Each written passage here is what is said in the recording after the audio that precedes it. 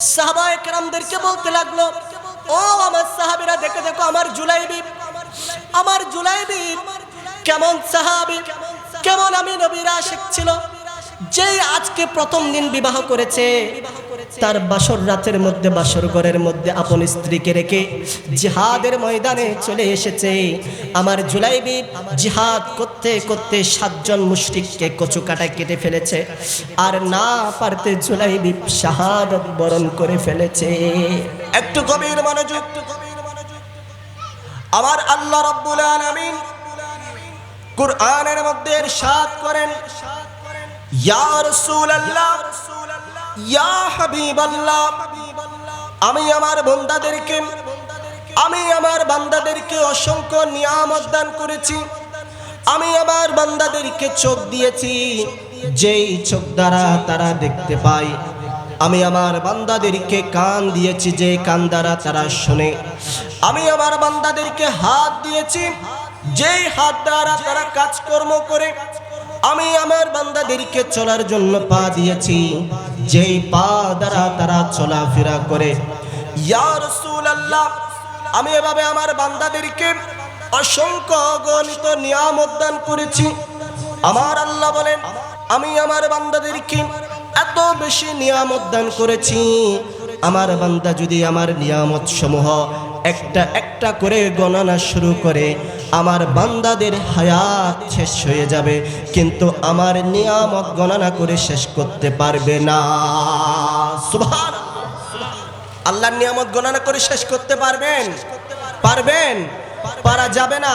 আমার আল্লাহ আমাদেরকে যেতগুলো নিয়ামত দান করেছেন, আপনি যদি নিজের শরীরের দিকে, নিজের জীবনের দিকে একটু তাকান, আপনি দেখতে পাবেন আল্লাহ আপনাকে এত বেশি নিয়ামত দান করেছেন, যেগুলোর শুকরিয়া আদায় করে শেষ করা যাবে না।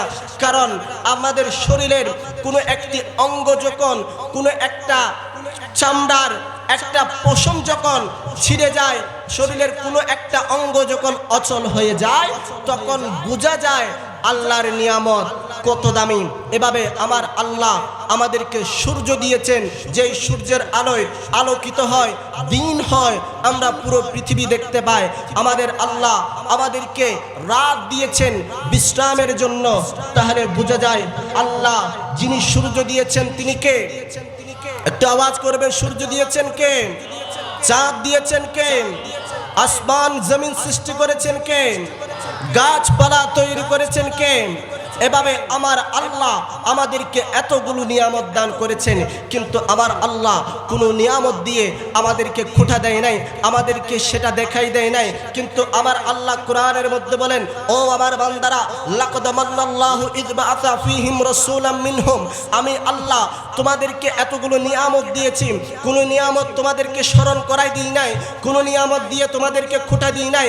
কিন্তু আমি আল্লাহ তোমাদেরকে এমন একটা নিয়ামত দান করেছি, এমন একটা আজমুশান শানদার নিয়ামত দান করেছি, মহান নিয়ামত দান করেছি, যেই নিয়ামত দিয়ে আমি আল্লাহ সেটা তোমাদেরকে দেখাই দিচ্ছি, সেটার খোঁটা দিচ্ছি, সেটা স্মরণ করিয়ে দিচ্ছি। ও আল্লাহ, সেই নিয়ামতটা কি একটু বলো না? আমার আল্লাহ বলেন, লাকাদ মান্নাল্লাহু ইয বাআসা ফীহিম রাসূলাম মিনহুম, সেই নিয়ামত হচ্ছে আমি তোমাদের মাঝে আমার মাহবুব নবী রাহমাতুল লিল আলামিনকে দিয়ে দিয়েছি। জোরে বলেন সুবহানাল্লাহ। তাহলে একটু খেয়াল করে দেখুন, আমার আল্লাহ আমাদের মাঝে কাকে দিয়েছেন? তার হাবিবকে দিয়ে দিয়েছেন। আমার আল্লাহ দেখুন, আপনি একটা বিষয় খেয়াল করে দেখুন, আমি কখনো আমাদের প্রিয় বস্তু, যেটা আমাদের ভালোবাসার মানুষকে কাউকে দিয়ে দিতে পারি না। আপনি আপনার পছন্দের জিনিস কাউকে দিবেন, কিন্তু আমার আল্লাহ কত বড় দয়াবান, কত বড় রহমান। দেখুন, যিনি নিজের নূর থেকে তার হাবিবকে সৃষ্টি করেছেন, যিনি তার নূর থেকে প্যারা মাহবুবকে সৃষ্টি করেছেন, যেই নবীর জন্য আমার আল্লাহ আসমান বানাইলো, জমিন বানাইলো, চন্দ্র বানাইলো, সূর্য বানাইলো, গ্রহ নক্ষত্র সৃষ্টি করলো, এই পুরো জগৎ যেই নবীর ওসিলায় সৃষ্টি করেছেন, সাজিয়েছে, আমার আল্লাহ সেই মাহবুব নবীকে আমাদের মাঝে দিয়ে দিয়েছেন। জোরে বলেন সুবহানাল্লাহ। একটু গভীর মনোযোগ। আমার আল্লাহ কোরআনের মধ্যে সূরা ইউনূস 58 নম্বর আয়াতের মধ্যে আরো ইরশাদ করেন, ইয়া রাসূলুল্লাহ, ইয়া হাবিবাল্লাহ, আপনি আপনার উম্মতদেরকে বলে দিন, আমি তাদেরকে দুটি স্পেশাল জিনিস দিয়েছি, তারা ওই দুটি জিনিস পেয়ে তারা যেন আমি আল্লাহর শুকরিয়া আদায় করে আনন্দ প্রকাশ করে।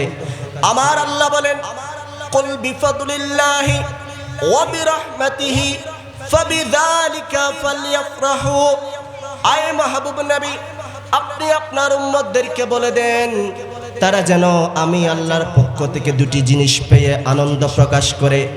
এর মধ্যে একটা হলো আল্লাহর ফজল, আর একটা হলো আল্লাহর রহমত। সুবহানাল্লাহ বলেন। তো এই আয়াতের তাফসীর করছেন আমার নবীর জলিলুল কদর সাহাবী হযরত সাইয়্যিদুনা আব্দুল্লাহ ইবনে আব্বাস রাদিয়াল্লাহু তাআলা আন। তিনি এই আয়াতের তাফসীর করতে গিয়ে বলছেন, এখানে ফাদলুল্লাহ আল মুরাদু বিফাদলিল্লাহ, আল্লাহর ফজল দ্বারা উদ্দেশ্য হলো কুরআনুল কারীম, আল মুরাদু বিরহমাতিল্লাহ, আর আল্লাহর রহমত দ্বারা উদ্দেশ্য হলো ওয়ামা আরসালনাকা ইল্লা রাহমাতাল লিল আলামিন, যে নবীকে এই পুরো দুনিয়াবাসীর জন্য রহমত করে পাঠিয়েছেন সেই রাহমাতুল লিল আলামিন। জোরে বলেন সুবহানাল্লাহ। তাহলে কোরআন পেয়ে খুশি হতে বলছেন কে? রাসূল পেয়ে খুশি হতেন বলছেন কে? সুতরাং কোন মোল্লা যদি বলে রাসূলের আগমনে খুশি হওয়া যাবে না, রাসূলকে পেয়ে যেদিন নবীর মিলাদ হয়েছে, মিলাদুন নবীর দিনে ঈদ শব্দ ব্যবহার করা যাবে না, ঈদে মিলাদুন নবী বলা যাবে না, আমরা ওই মোল্লার কথা শুনবো নাকি আল্লাহর কথা শুনবো? একটু জোরে বলেন, কার কথা শুনবো? কারণ আবার আল্লাহ বলেছেন ফালইফরাহু, তারা যেন আনন্দ প্রকাশ করে, খুশি হয়। তো খুশি আনন্দের আরবি শব্দ হচ্ছে ঈদ। কি? ঈদ শব্দের অর্থ হচ্ছে খুশি আনন্দ। সুতরাং আল্লাহ বলছেন খুশি হওয়ার জন্য। আর আমাদের দেশের এক শ্রেণীর মুসলমান আছে নবীর আগমনে তারা খুশি হয় না। কথা বলেন ঠিক কিনা?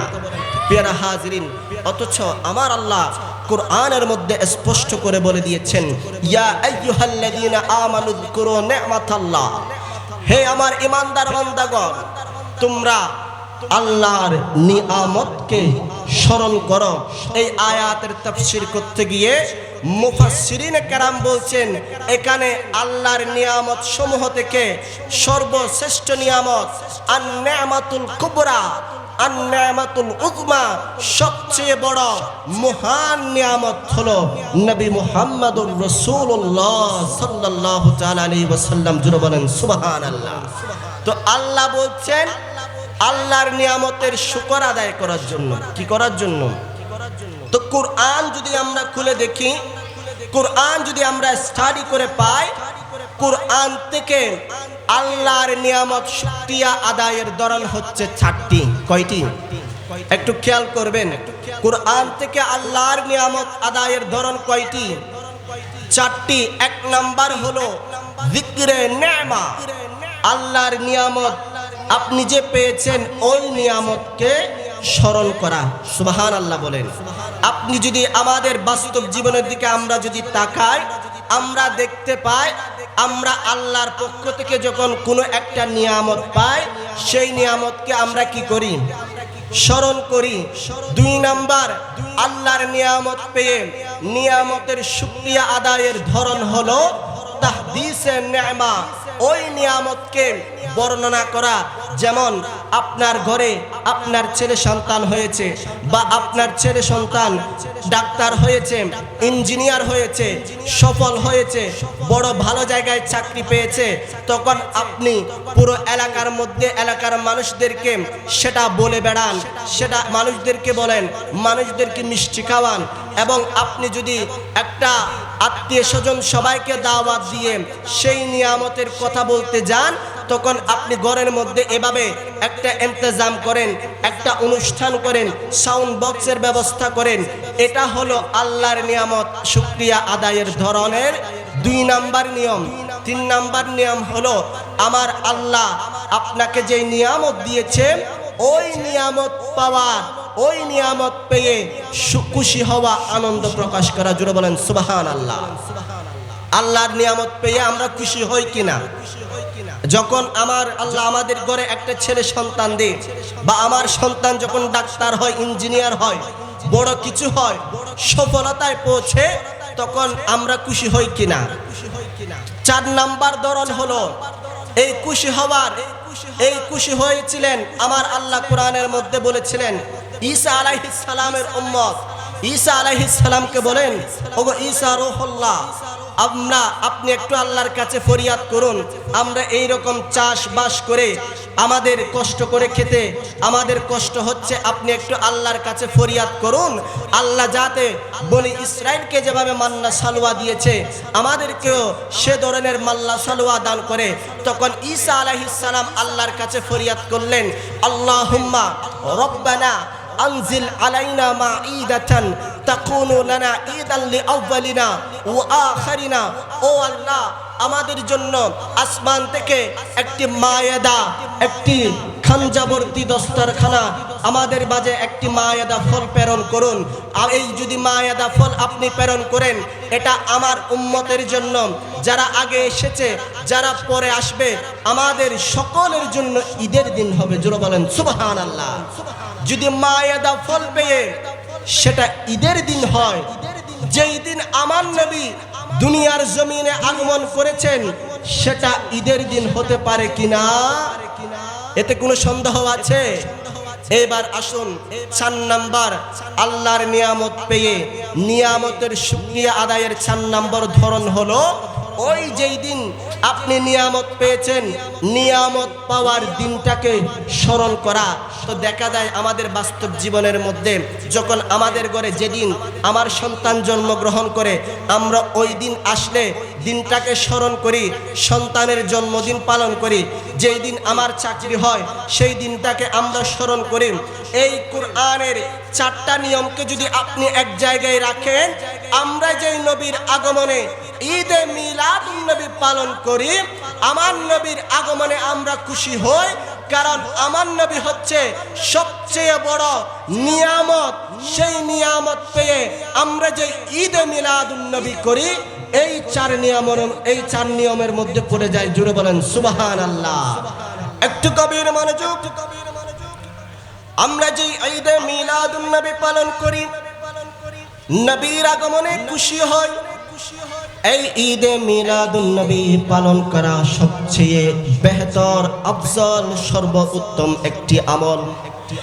এই ঈদে মিলাদুন নবী পালন করার মাধ্যমে আল্লাহর নৈকট্য হাসিল করা যায়, আল্লাহর প্রিয় বান্দায় পরিণত হওয়া যায়, এবং নবীর মুহাব্বতের বহিঃপ্রকাশ ঘটে।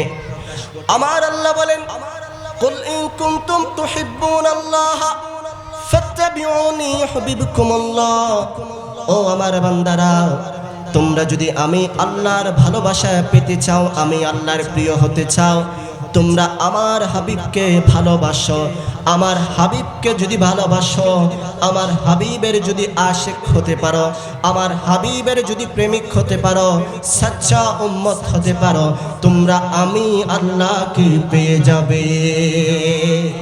তাহলে আল্লাহকে পাওয়ার মাধ্যম কে? নবী। আপনাকে নবীর উম্মত হতে হবে, আশিক হতে হবে। এই নবীর প্রেম যদি আপনার সিনার মধ্যে থাকে, আপনি আমার আল্লাহর প্রিয় বান্দা হতে পারবেন। সেই জন্য আমার আল্লাহ বলেছেন, আমার আল্লাহ বলেন, নবীজি তোমাদের বাবার চেয়েও দামি, নবীজি তোমাদের মায়ের চেয়েও বেশি দামি, নবীজি তোমাদের ভাইয়ের চেয়ে বেশি দামি, নবীজি তোমাদের স্ত্রীর চেয়ে বেশি দামি, নবীজি তোমাদের ব্যবসার চেয়ে বেশি দামি, নবীজি তোমাদের ধন দৌলত ব্যাংক ব্যালেন্স ঘর বাড়ি থেকে বেশি দামি। কারণ ও দুনিয়ার মুসলমানরা শুনে নাও, তোমাদের ব্যাংক ব্যালেন্স তোমাদের কবরে যাবে না, তোমাদের ব্যবসা তোমাদের কবরে যাবে না, তোমাদের মা তোমাদের সাথে কবরে যাবে না, তোমাদের বাবা তোমাদের সাথে কবরে যাবে না, তোমার ভাই তোমার সাথে কবরে যাবে না, তোমার স্ত্রী তোমার সাথে কবরে যাবে না, তোমার সাথে কবরে যাবে একমাত্র রাহমাতুল লিল আলামিন। জোরে বলেন সুবহানাল্লাহ। সেই জন্য আমার আল্লাহ বলেছেন, আমি তোমাদের মাঝে আমার হাবিবকে পাঠিয়ে বড় দয়া করেছি, বড় এহসান করেছি। এখন আপনাদের প্রশ্ন হতে পারে, হুজুর ঈমানদার কারা? ঈমানদার কারা? আমার আল্লাহ সূরা তাওবার ২৪ নম্বর আয়াতের মধ্যে ইরশাদ করছেন, যেই ব্যক্তির কাছে ৮টি বিষয়ের চেয়ে সবচেয়ে বেশি আল্লাহ এবং রাসূল তার কাছে বেশি প্রিয় হবে, ওই ব্যক্তি হচ্ছে ঈমানদার। সুবহানাল্লাহ। এক নম্বরে আমার আল্লাহ বলেন, বিসমিল্লাহির রহমানির রহিম, কুল ইন কানা আবাউকুম, তোমাদের মাঝে তোমাদের মা বাবার চেয়ে রাসূলকে বেশি দামি, রাসূলকে বেশি ভালোবাসতে হবে। সুবহানাল্লাহ। কারণ যদি মা বাবা রাসূলের বিরুদ্ধে যায়, মা বাবা যদি রাসূলের শানে বেয়াদবি করে, নবীর মিলাদ মানে না, জুলুস মানে না, মিলাদ কিয়াম মানে না, নবীজির বিরুদ্ধে অবস্থান করে, আমার আল্লাহ বলছেন তুমি ওই মা বাবা থেকে, ওই মা বাবার সাথে তোমার মাঝে দূরত্ব তৈরি করে নাও। সুবহানাল্লাহ বলেন। কারণ এটা আমাদের আবেগী কথা নয়। আপনি একটু হাদিস শরীফ খুলে দেখুন, আবার নবীর পেয়ারা সাহাবী হযরতে সৈয়দনা আবু হুরায়রা রাদিয়াল্লাহু তাআলা আনহুর আম্মা জান ঈমান আনে নাই, ইসলাম ধর্ম গ্রহণ করে নাই, নবীজির হাতে ইসলাম ধর্ম কবুল করে নাই। যখন আবু হুরায়রা তার মাকে ত্যাগ করে, মাকে ছেড়ে দিয়ে রাসূলের দরবারে এসে যায়, রাসূলের দরবারে এসে ছটফট করতে লাগলো, নবীজিকে বলতে লাগলো, ইয়া রাসূলুল্লাহ, আজকে আপনার জন্য মাকে ছেড়ে চলে আসলাম, কিন্তু মন তো মানছে না, হাজার হলেও সে তো আমার গর্ভধারিণী মা। ইয়া রাসূলুল্লাহ, আমার মা ইসলাম কবুল করে মতো একটু দোয়া করেন। তখন আমার নবী আবু হুরায়রা মার জন্য দোয়া করলেন। আবু হুরায়রাকে বললেন, ও আবু হুরায়রা, দেখে আসো তোমার মা কালেমা পড়ে মুসলমান হয়ে গেছে। জোরে বলেন সুবহানাল্লাহ। তারপরে হচ্ছে বাবা, এরপরে কে? বাবা। আমার নবীর এক সাহাবী মুসআব বিন উমাইর, সে নবীর জন্য তার মা বাবাকে ত্যাগ করে, মা বাবা ইসলাম ধর্ম গ্রহণ করছে না, মা বাবা নবীর বিরুদ্ধে গিয়েছে, সেই জন্য মুসআব বিন উমাইর মা বাবাকে ছেড়ে মুস্তাফার কদমে চলে এসেছে। জোরে বলেন সুবহানাল্লাহ। আবার নবীর আরেকজন সাহাবী ছিল, যে যার নাম হচ্ছে উরওয়া, সে আমার নবীর প্রেমে নিজের বদরের যুদ্ধের সময় তার বাবা নবীজির বিরুদ্ধে অবস্থান করেছিল, আর সে ছিল নবীজির পক্ষে, কিন্তু সে তার বাবাকে নবীজির বিরুদ্ধে অবস্থান করার কারণে, কাফেরদের পক্ষে থাকার কারণে বদরের যুদ্ধের মধ্যে নিজের বাবাকে কতল করে ফেলেছে। জোরে বলেন সুবহানাল্লাহ। তাহলে এভাবে যদি আমরা একটু দেখি, আমার আবু বকর সিদ্দিক রাদিয়াল্লাহু তাআলা আনহুর সন্তান তার বাবাকে বলছে, বাবা আপনি নবীর পক্ষে, আমি তো কাফেরদের পক্ষে, আমি আপনাকে বহুবার আমার তলোয়ারের আগার নিচে পেয়েছি, কিন্তু আপনি আমার বাবা হিসেবে, আপনি আমার বাবা, তাই আমি আপনার গর্দানে ছুরি চালাই নাই। কিন্তু আবু বকর বলে, ও আমার সন্তান, তোমাকে যদি আমার তলোয়ারের নিচে পেতাম, তুমি আমার নবীর বিরুদ্ধে অবস্থান করেছো, সেই জন্য আমি তোমাকে তোমার গর্দানে তলোয়ার চালাতে দ্বিধাবোধ করতাম না। জোরে বলেন সুবহানাল্লাহ। 2 নাম্বার, আমার আল্লাহ বলেছেন, ভাই তোমাদের আপন ও আবনাউকুম, সন্তান সন্ততির চেয়ে নবীকে বেশি ভালোবাসতে হবে। 3 নাম্বার, যদি সন্তান সন্ততি নবীর বিরুদ্ধে যায়, কারণ আমরা দেখতে পাই এমন অনেক সন্তান আছে যারা নবী মিলাদ করলে, নবীকে একটু সালাম দিলে আপন মা বাবাকে বেদাতি বলতে দ্বিধাবোধ করে না। কথা বলেন ঠিক কিনা? সেই জন্য আমার আল্লাহ আগে থেকে বলে দিয়েছেন, সন্তান যদি নবীর বিরুদ্ধে চায়, ওই সন্তানকে ত্যায্য পুত্র করে দিতে হবে। কথা বলেন ঠিক কিনা? এরপরে 3 নাম্বার, আপন ভাই, ভাইয়ের চেয়ে নবীকে বেশি ভালোবাসতে হবে। 4 নাম্বার স্ত্রী, 5 নাম্বার ওয়া আশিরাতুকুম, সমাজ। দেখা যাচ্ছে সমাজ বলছে মিলাদুন নবী করা যাবে না, নবীর আগমনে খুশি হওয়া যাবে না, এখানে মিলাদুন নবীর মাহফিল করা যাবে না। সমাজ বলছে মিলাদুন নবী করলে এখানে হয়তো ঝগড়া হবে, ফিতনা হবে, ফাসাদ হবে, একটু সালাতু সালাম দিও না, সমস্যা হবে।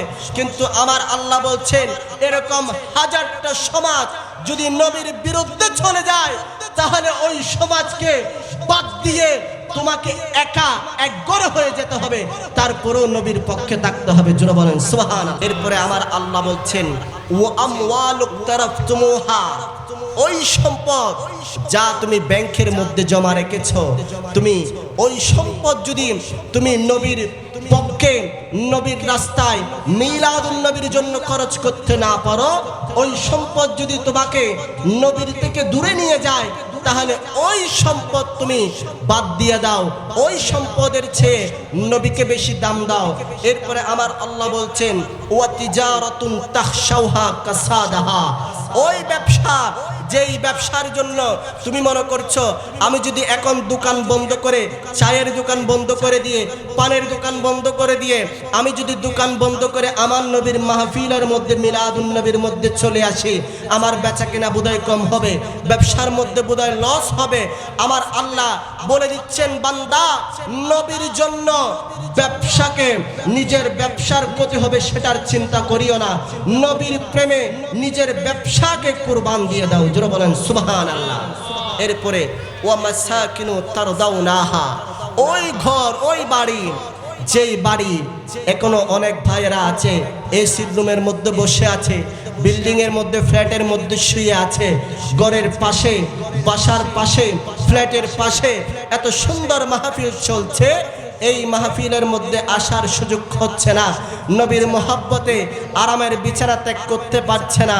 আমার আল্লাহ বলছেন বান্দা এই 8টা বিষয়ের চেয়ে তোমার কাছে যদি আল্লাহ এবং রাসূল দামি না হয়, প্রিয় না হয়, তাহলে তুমি মুমিন হতে পারবে?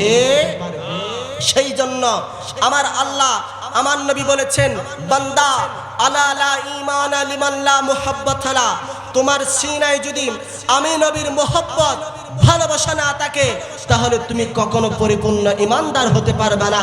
সেই জন্য আপনি যদি ইমানদার হতে চান, যতক্ষণ পর্যন্ত আপনার কাছে আমার নবীর মোহব্বত বেশি হবে না ততক্ষণ পর্যন্ত আপনি ইমানদারের সার্টিফিকেট পাবেন না। কথা বলেন ঠিক কিনা? সেই জন্য আমার নবীর সাহাবায়ে কেরাম আমার নবীকে নিজের জানের চেয়ে, মালের চেয়ে, সম্পদের চেয়ে সবচেয়ে বেশি ভালোবেসেছেন। জোরে বলেন সুবহানাল্লাহ। হযরত সৈয়দনা ফারুক আযম আমার নবীকে বলছেন ইয়া রাসূলুল্লাহ, আপনি আমার কাছে দুনিয়ার সবকিছুর চেয়ে বেশি দামি, সবকিছু থেকে বেশি প্রিয়, ইল্লা নফসি, কিন্তু আমার নফসের চেয়ে, আমার জানের চেয়ে বেশি দামি নয়। তখন আমার নবী বলেন ও ফারুক আযম, শুনে নাও, যেই ব্যক্তির কাছে আমি নবী তার নফসের চেয়ে বেশি প্রিয় হবে না, সে পরিপূর্ণ মুমিন হবে না। তখন ফারুক আযম বলেন ওয়াল্লাহি, আল্লাহর কসম, খুদা কি কসম, আনতা আহাব্বু ইলাইয়া মিন নফসি, আপনি নবী আমার কাছে আমার জানের চেয়েও বেশি প্রিয়। জোরে বলেন সুবহানাল্লাহ। সেই জন্য শায়ের বলছেন ভালো যদি নবীকে বাসুন, ভালো যদি, আপনাদেরকে কষ্ট হচ্ছে? নবীকে ভালোবাসি এটা বললে কি গুনাহ হবে? শিরিক হবে? বেদাত হবে? সংখ্যায় কম হলেও ইমানি জজবা, ইমানি জোর থাকলে ইমানদারের আওয়াজ মদিনায় পৌঁছে যায়। জোরে বলেন সুবহানাল্লাহ। এতে কি কোনো সন্দেহ আছে? আমার নবী আমাদের এই মাহফিল সোনার মদিনার সবচেয়ে গুম্বদ থেকে দেখছে কি দেখছে না? একটু গভীর মনোযোগ। আমার মুসলমান বন্ধু বাবারা, অন্তরের কান লাগিয়ে শুনুন। আমার নবীর এক সাহাবী ছিল, যে ছিল একজন হাবশী গোলাম। ওই সাহাবীর নাম ছিল হযরতে বেলাল রাদিয়াল্লাহু তাআলা আনহু। সেই বেলালে হাবশী আমার নবীর এত প্রেমিক ছিল, আশিক ছিল। সেই বেলালে হাবশী যখন নবীজির হাতে কালিমা পড়েছিলেন, নবীজির হাতে ইসলাম ধর্ম গ্রহণ করেছিলেন, যখন তার সিনার মধ্যে আমার নবীর মোহাব্বত, ভালোবাসাকে জায়গা দিয়েছিল, ওই বেলালের মুনিব ছিল একজন জালেম কাফের, যার নাম হলো উমাইয়া বিন খালদ। উমাইয়া বিন খালদ বেলালের ইসলাম গ্রহণের কথা শুনতে পেয়ে, বেলালের নবী প্রেমের কথা শুনতে পেয়ে হযরতে বেলালে হাবশিকে উত্তপ্ত মরুভূমির প্রান্তরে রশি দিয়ে দড়ি দিয়ে বেঁধে ফেলে রাখেন এবং বেলালে হাবশির গায়ের মধ্যে চাবুক মারতে থাকে, পাথর মারতে থাকে। বেলালে হাবশির উপর এত নির্যাতন চালায়, বেলালে হাবশি বলে, ও জালেম কাফের, শুনে রাখো, তুমি যদি আমাকে মারতে মারতে আমার জান বের করে ফেলো, তবুও আমি বেলালের হাবশির সিনা থেকে আমার নবীর মোহব্বত মুছতে পারবে না। আর একটু জোরে বলেন সুবহান। সেই বেলালে হাবশি আমার নবীর কেমন আশিক ছিলেন, কেমন প্রেমিক ছিলেন। বেলালে হাবশি যেদিন আমার নবী দুনিয়া থেকে পর্দা করেন, যেদিন আমার নবী দুনিয়া থেকে ইন্তেকাল করেন, সেই দিন বেলালে হাবশি পুরো মদিনার গলিতে গলিতে নবীজিকে খুঁজতে থাকে। কতক্ষণ মসজিদে নববীর মধ্যে যায়, নবীজিকে পায় না। কতক্ষণ নবীজির হুজরা মুবারকের দিকে যায়, সেখানেও নবীজিকে দেখতে পায় না। কতক্ষণ মদিনার বাজারে যায়, এভাবে মদিনার গলি গলি তন্ন তন্ন খুঁজে বেড়ায়, কিন্তু কোথাও বেলালে হাবশি নবীজিকে দেখতে পায় না। অবশেষে বেলাল হাবশি নবীজির বিরহে বেদনায় মদিনা ছেড়ে সিরিয়ার হালব শহরের মধ্যে চলে যায়। সুবহানাল্লাহ। সেই বেলালে হাবশি সিরিয়ার হালব শহরের মধ্যে 1 বছর কাটিয়ে দেয়, আর মদিনার মধ্যে আসে না। বেলাল মদিনার মধ্যে আসে না। মদিনাবাসীরা 1 বছর হয়ে গেল বেলালের আজান শোনে না। হঠাৎ একদিন বেলাল ঘুমের মধ্যে স্বপ্নে নবীজিকে দেখতে পেল। নবীজি বেলালে হাবশিকে স্বপ্নের মধ্যে এসে বলছেন, ও বেলাল, ও বেলাল, কতদিন হয়ে গেল তুমি আমার মসজিদে নববীর মধ্যে আজান দাও না, আমি নবীকে আজান শোনাও না। কতদিন হয়ে গেল তুমি আমার শহর ছেড়ে চলে এসেছো, আমাকে ত্যাগ করে চলে এসেছো। বেলালে হাবশি এই স্বপ্ন দেখার সাথে সাথে বেলালে হাবশি ঘুম থেকেই উঠে যায়। বেলালে হাবশি ঘুম থেকেই উঠে চোখের পানি ছেড়ে দেয়। বেলালে হাবশি আর দেরি করে নাই, সঙ্গে সঙ্গে উটের উপর চড়ে মদিনার উদ্দেশ্যে রওনা দেয়। বেলালে হাবশি মদিনার মধ্যে চলে আসে। মদিনার মধ্যে এসে মসজিদে নববীর মধ্যে ঢুকে আমার নবীকে খুঁজে, কিন্তু নবীজিকে দেখতে পাই না। আমার নবীর হুজরা মুবারকের দিকে যাই, সেখানেও নবীজিকে দেখতে পাই না। বেলালে হাবশি এভাবে চারিদিকে খুঁজতে লাগলো, কিন্তু নবীজিকে পাই না। বেলালে হাবশি কি করলো? আমার নবীর রওজা মুবারকের সামনে গিয়ে হাঁটু গেড়ে দিয়ে বসে যায় এবং চোখের পানি ছেড়ে দিয়ে কান্না করতে লাগলো আর বলতে লাগলো, ইয়া রাসূলুল্লাহ, ইয়া হাবিবাল্লাহ, আপনি তো গোলামকে ডেকেছেন, গোলাম আপনার ডাকে সাড়া দিয়েছে, কিন্তু আমি গোলাম এসে আপনি নবীকে তো দেখতে পাচ্ছি না। সুবহানাল্লাহ বলেন, আর একটু জোরে বলেন সুবহানাল্লাহ। কেমন আশিক, কেমন নবী প্রেমিক ছিলেন দেখুন।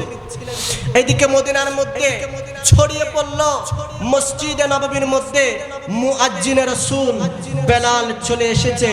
মদিনাবাসীরা চারিদিক থেকে, বাজার থেকে, ঘর থেকে, আবাল বৃদ্ধ বনিতা সবাই বেলালকে দেখার জন্য আসছে। সবাই সেদিন মনে করলো বেলাল আসে নাই, শুধু বেলালের সাথে রহমাতুল লিল আলামিন নবী এসেছে। আরেকটু জোরে বলেন সুবহান। মদিনাবাসীরা দৌড়ে দৌড়ে আসতে লাগলো বেলালকে দেখার জন্য। সবাই বেলালে হাবশিকে ঘিরে ধরল আর বলতে লাগলো, ও মুয়াজ্জিনে রাসূল, আপনি নবীজি থাকতে যেই আজানটা আমাদেরকে শোনাইতেন, আপনি আজকে সেই সুমধুর কণ্ঠে আমাদেরকে একটু আজানটা শোনান না। আর একটু জোরে বলেন না সুবহানাল্লাহ। বেলালে হাবশি মদিনাবাসীদেরকে বলে, তোমরা আমাকে অনুরোধ করো না, আমি তোমাদেরকে আজান শোনাতে পারবো না, কারণ আমি বেলালে হাবশি যখন আজান দিতাম যখন আমার নবী দুনিয়াবি হায়াতের মধ্যে ছিল, আমি আজান দিলে আমার নবীর চেহারায় মুবারক দেখে দেখে আজান দিতাম। আমি যখন আশহাদু আন্না মুহাম্মাদার রাসূলুল্লাহ বলতাম, তখন আমার নবীর নূরানি চেহারা আমার সামনে থাকতো। কিন্তু আমি যদি আজকে আজান দিই, আমার নবীর নূরানি চেহারা আমি দেখতে পাবো না, সুতরাং আমি আজান দিতে পারবো না। ওই মদিনাবাসীরা বলে, বেলাল আমাদের কথা শুনবে না, বেলাল একমাত্র কথা শুনবে আমার নবীর কলিজার টুকরা নাতি ইমামে হাসান এবং হুসাইনের।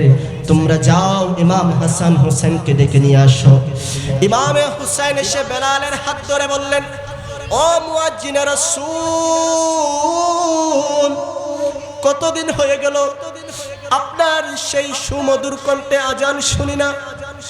আপনি একটু দয়া করে আমাদেরকে আমার নানা জান বেঁচে থাকতে যে আজান কানা শোনাইতেন, আজকে আমাদেরকে সেই আজানটা একটু শোনাই দেন। এই কথা বলার পরে বেলাল চোখের পানি ছেড়ে দিল আর বলতে লাগলো, ও আবার নবীর নাতিজান হুসাইন, আমি সবার কথা লাগতে না পারলেও আপনার কথা ফেলতে পারবো না, কারণ আপনি হচ্ছেন আমার নবীর কলিজার টুকরা নাতি। আপনি যদি অন্তরে কষ্ট পান, আমার নবী অন্তরে কষ্ট পাবে। আপনি আমাকে বলুন কোথায় গিয়ে আমি আজান দেব, আমি সেখানে গিয়ে আজান দিতে রাজি আছি। ইমাম হুসাইন বেলালকে মসজিদে নববীর ছাদের মধ্যে নিয়ে গেল। বেলালে হাফিজ সেখানে উঠে আল্লাহু আকবার বলে আজান দেওয়া শুরু করলো। আশহাদু আল্লা ইলাহা বলার পরে যেই মাত্র আশহাদু আন্না মুহাম্মাদার রাসূলুল্লাহ বলল, বেলালে হাফসি সাথে সাথে নবী মুস্তাফার চেহারায় আনওয়ার দেখতে না পেয়ে বেহুশ হয়ে পড়ে গেলেন। জোরে বলেন সুবহানাল্লাহ। আরেকটু জোরে বলেন সুবহানাল্লাহ। দেখুন নবীজির কেমন আশিক ছিলেন, কেমন প্রেমিক ছিলেন, কেমন গোলাম ছিলেন। আর আমরা দেখি, এভাবে দেখতে পাই, আমরা যদি হাদিস শরীফ খুলে দেখি, আমার নবী সাহাবায়ে কেরাম আমার নবীকে এত বেশি মহব্বত করতেন। নবীজি যখন হাজত সারতেন, নবীজির পায়খানা মোবারক, প্রস্রাব মোবারক জমি ফেটে ভক্ষণ করে ফেলত। নবীজির প্রস্রাব মোবারক সাহাবায়ে কেরাম পান করতেন শেফার জন্য। আমার নবী যখন উযু করতেন, উযুর পানি নেওয়ার জন্য সাহাবায়ে কেরাম দৌড়াদৌড়ি শুরু করে দিত, প্রতিযোগিতা করে দিত। সেই উযুর পানি নিয়ে কেউ চোখে মুক্ত, কেউ মুখে মালিশ করত, কেউ পান করত। উযুর পানি মাটিতে পড়তে দিত না। আমার নবী যখন নখ কাটতেন, সাহাবায়ে কেরাম সেই নখগুলো নিয়ে তারা জমা রেখে দিতেন। নবীজির ঘাম মোবারক তারা সাহাবায়ে কেরাম মাটিতে পড়তে দিতেন না। আমার নবীর ঘাম মোবারকগুলো সাহাবায়ে কেরাম শিশিরের মধ্যে নিয়ে তারা সেটাকে আতর হিসেবে ব্যবহার করত, কারণ নবী মুস্তাফার আতর মোবারক থেকে মিশকা আম্বরের খুশবু বের হতো। ভাই একটু আমাদেরকে দেখান না, আমার নবী তো সাহাবায়ে কেরামদেরকে বলে নাই, ও আমার সাহাবীরা তোমরা আমার উযুর পানি নিয়ে নাও, তোমরা আমার গোসলের পানি নাও, তোমরা আমার উযুর পানি পান করো, তোমরা আমার ঘাম মুবারক তোমরা চোখে মুখে বুকে মালিশ করো। আমার নবী তো এটা কাউকে আদেশ দেয় নাই, সাহাবায়ে কেরাম এটা নিজ থেকে করেছেন শুধুমাত্র মুস্তাফার প্রেমে। জোরে বলেন সুবহানাল্লাহ। আমরা যখন সেই নবীর প্রেমে, যখন আমরা জ্যেষ্ঠ জুলুসে ঈদে মিলাদুন নবী করি, এই ছোট্ট গ্রামের মধ্যে যেখানে পুরো ওয়ার্ল্ডের মধ্যে মিলাদুন নবী পালিত হচ্ছে, যখন ছোট্ট গ্রামের মধ্যে জশ্নে জুলুস পালন করি, তখন ষড়যন্ত্রকারীরা জায়গা সীমিত করে দেয়। কিন্তু তারপরও আশিকে রাসূলুল্লাহ এবার পুরো চট্টগ্রাম জশ্নে জুলুস পালন করেছে। আর ওই বুকার দলেরা, অন্ধের দলেরা, তাদের চুলকানি জ্বালা পোড়া বেড়ে গেছে। তারা আমাদের কিছু কিছু জায়গায় আমাদের ভাইদের জুলুসের গাড়ির উপর হামলা করেছে, ভাইদের উপর আক্রমণ করেছে। তাদের জ্বালা সহ্য হচ্ছে না।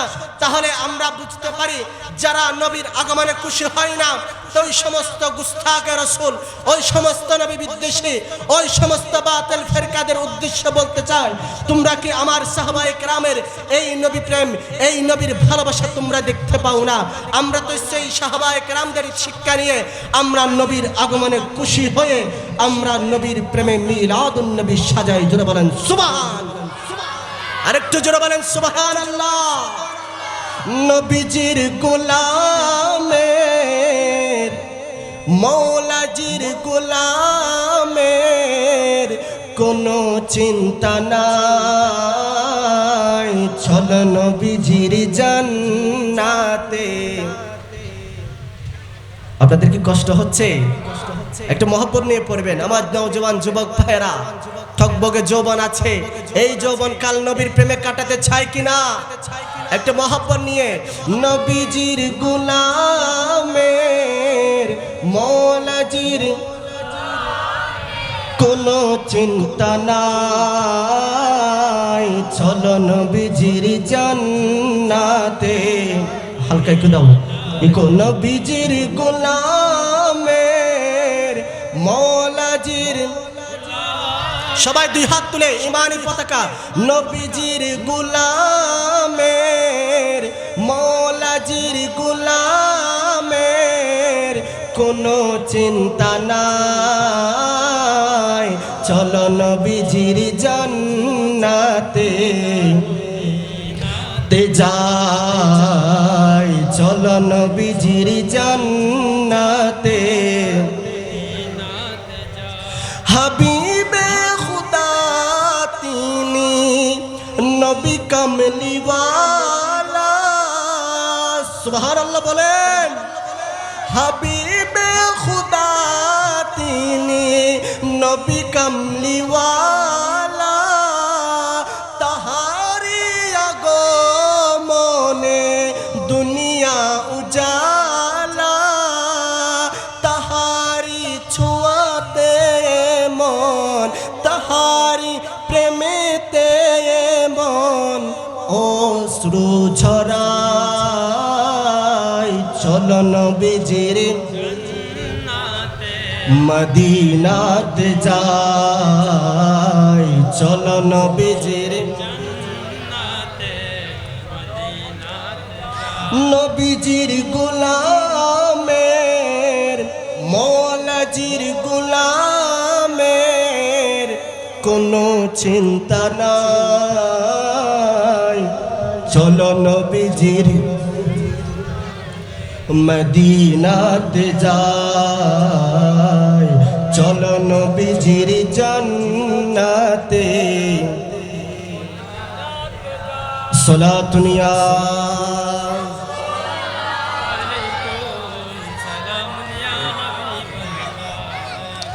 একটু গভীর মনোযোগ। বলতে চাইছিলাম ও আমার মুসলমান বন্ধুরা, এভাবে যদি আমরা সাহাবায়ে কেরামদের জীবনীগুলো দেখতে পাই, সাহাবায়ে কেরাম আমার নবীর প্রেমে নিজের জান নিজের দিল সবকিছু ধনমন কুরবান করে দিয়েছে। ও আমার দুনিয়ার মুসলমানরা শুনে রাখুন, শুনে রাখুন। আমার নবীর এক গরিব সাহাবী ছিল। কি সাহাবী? আমার নবীর এক গরিব সাহাবী ছিল, যে সাহাবী এক বেলা খেলে তিন বেলা খাইতে পারতো না, যে সাহাবীর পরনের মধ্যে ছেঁড়া একটি জামা ছিল, যে সাহাবী একদম রুগ্ন জীর্ণ শীর্ণ চিকনা ছিল, যে সাহাবী কেউ দাওয়াত দিলে কোনো দাওয়াতে যেত না, কারো সাথে কথা বলতো না, কারো সাথে সহজে মিশতো না, ওই সাহাবী আর কেউ নয়, সে ছিল আমার নবীর প্যারা সাহাবী জুলাইবি। আরেকটু বলেন, জোরে বলেন। একদিন ওই জুলাইবি আমার নবীর ওই গরিব সাহাবী মসজিদে নববীর মধ্যে আমার নবী একদিন তাকরীর করছেন। আমার নবী একদিন সাহাবায়ে কেরামদের উদ্দেশ্যে দরস দিচ্ছেন। ওই দরসের মধ্যে, ওই মাহফিলের মধ্যে আমার নবীর প্যারা সাহাবী জুলাইবি ছিল। সেই জুলাইবি সবার ওই মসজিদে নববীর এক কোণার মধ্যে বসে আছেন। আমার নবী তাকরীর করছে। হঠাৎ দৃষ্টি ওই গরিব সাহাবীর দিকে যায়। ওই সাহাবীর দিকে যেতে নবীজি সাহাবায়ে কেরামদেরকে বললেন, আতারিফুহু, ও আমার সাহাবীরা, তোমরা কি ওই যে মসজিদের কোণার মধ্যে যে সাহাবী বসে আছে, তোমরা কি সেই সাহাবীকে চিনো নাকি? তখন সাহাবায়ে কেরাম উত্তর দিল, না ইয়া রাসূলুল্লাহ, আমরা তাকে চিনি না। তখন আমার নবী বলেন, সে হলো ওহুয়া জুলাইবি, সে হলো আমার সাহাবী জুলাইবি। আরেকটু জোরে বলেন সুবহানাল্লাহ। নবীজি কি বলছে?